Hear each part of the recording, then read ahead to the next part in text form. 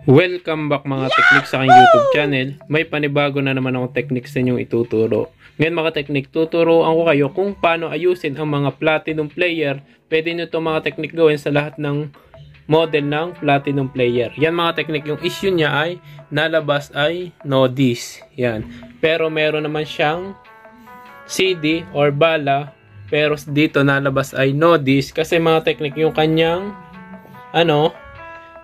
CD ay hindi siya natuloy-tuloy na ikot, kaya nagno-no dis dito sa ating TV. Ibig sabihin na may problema itong kanyang player. Itong mga technique ay basic lang. Pwede nyo itong gawin sa lahat ng all platinum player na no read or no dis. Yan. Mga technique, at sa bago pa natin ka-technique, iniimbitahan ko po kayo na sumali kayo sa aking raffle. Pwede kayong mga technique manalo ng libreng LCD, libreng gawa ng cellphone.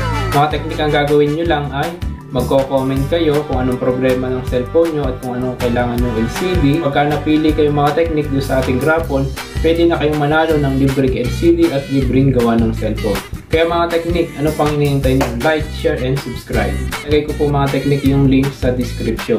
Yan. Una mga technique yan, nakalas na natin yung kanyang cover. Alam niyo na naman ang pagtatanggal ng cover. Ang gagawin nyo lang mga technique ay ito. Patayin ko muna yung player. Yan. Pinatay na natin. Bunutin natin yung saksak. Ito siya, sa baba. Yan. Kapag ka nabunot natin mga technique yung saksak, ang una nyong titingnan sa ganitong nalabas ay no dis or no read ay itong kanyang mismong linalagyan ng kanyang CD. Kalasin natin yung dalawang tornilyo.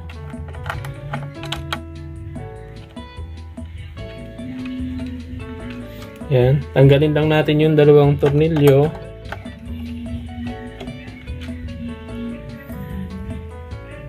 Tanggalin natin itong nasa ibabaw. Tanggalin natin itong kanyang CD. Yan.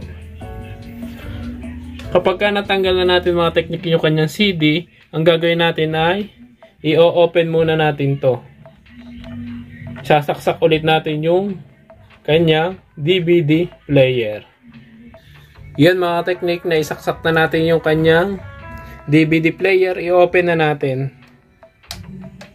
Yan, buksan natin bago open natin. Yan. Kapag nag-open na yan mga technique, papatayin ulit muna natin yung kanyang DVD player kasi baka makakuryente kayo kapag ginagawa ninyo. Tanggalin natin yung saksak. Yan. Ang problema dito mga ka-technique ay itong kanyang belt. Yan. Basic na basic lang itong mga technique. Ito, lahat ng platinum player pwede nyong gawin yan. Mapapansin nyo mga technique, yung kanyang belt ay malubay na. Yan. Hindi na original yung kanyang belt. Yan. Ang original kasi ng belt ay kulay itim. Yan. Ito yung una nyong i-check. Kasi mga ka-technique, kapag malubay na itong belt, anong nangyayari diyan ay hindi niya napapaangat itong pinaka guide ng CD. Yan. Kasi kapag nadulas na dito yung belt sa pag-ikot dito sa dynamo, kasi ito yung nagpapaikot sa ating CD player. Kita naman natin kanina, hindi siya naikot, kaya no read or no dis siya. Kapag umangat na ito, kakapit itong magnet niya, yan, may parang magnet dito, ito yung maghahawak sa ating CD. Yan. Ngayon mga technique yan, natanggal na natin yung dating belt niya. Ang gagawin lang natin mga technique ay papalitan natin siya. Yan. Yan. Gumupit ako mga technique ng interior na same size kasi ano na to gagamitin na at gawa ng merong birthdayhan. Inusap lang tayo yan. Gumupit tayo bago pinagduksong ko gamit yung mighty band. Ito pang samantagal. Yan. Pero may nabibiling ganito mga technique na belt. Dalhin nyo lang sa electronic shop yung sample na belt at makakabili kayo ng same na sukat. Yan. Kabit lang natin siya mga technique. Kasi yung dating belt niya ay maluwag na. Kabit lang natin siya. Hawak ko kasi itong camera. Yun mga kateknik, nakabit na natin yung kanyang bagong belt. Yan. Mapapansin nyo mga teknik, medyo maganit na siya. Yan. Kapag ka masigip na yung belt, kapag ka ikot nitong dynamo, mapapaangat na niya yung CD at mapapaikot na nitong pinaka lens niya at mariread na niya yung kanyang bala. Yan. Kapag ka napalitan na natin siya mga teknik ng belt, ibalik na natin itong kanyang takip. Ang pagbabalik mga teknik ng takip nito, baka magkabaligtad kayo. Itong may umbok na ito, papunta dito sa likod. Yan. Kabit natin yung dalawang tornilyo.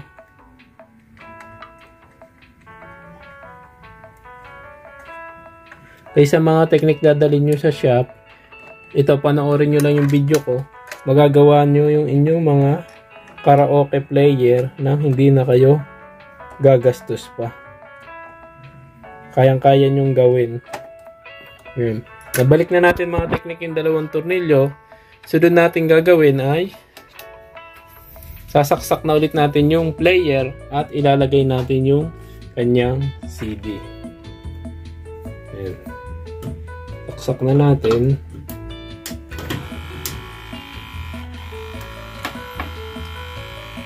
Yan.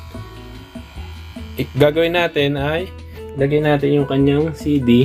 Yan. Yung CD pa rin kanina. Yan, ilagay na natin mga teknik ngayon. Close natin. Buksan muna natin. Yan.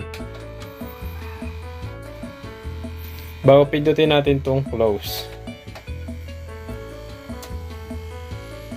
Yun mga teknik. Kita nyo naman dire-diretso na yung ikot ng ating CD player. Yan, makikita nyo mga teknik, okay na siya dito. Yan. Subukan natin maglagay ng number bago play natin. Hindi ko na lang siya mga teknik lalagyan ng music, baka makapiright tayo. Yan, okay na siya. Basic na basic mga kateknik. Pwede nyo itong gawin no read at no dis na karaoke player. Yan. Ngayon mga teknik, para makasure tayo, patayin ulit natin. Yan. Bago o-open ulit natin para makita ninyo na okay na siya. Yan. Pinatay natin yung player. Yan, naka-red siya. Wala na rin siya ditong signal. Buhayin natin. Tayin lang natin siyang tumigil. Bago ulit natin siya buhayin. Yan. Yan mga teknik, patay, no signal, buhayin natin. Yan. Umangat na yung ating CD player, nagre-read na siya dito. Dire-diretso na yung ikot ng ating CD player. Yan. Binasa na niya. Yan, nagkaraoke na. Antayin lang natin siya mag-open. Yan mga teknik, okay na ulit. Yan. Napaka-basic mga teknik. Yan, play tayo. Yan. Yan mga teknik, kung may tanong pa kayo about dito sa mga paggagawa ng mga karaoke player, videoke player, huwag nyo kalimutang mag-comment, mag-subscribe. Salamat sa panonood and God bless.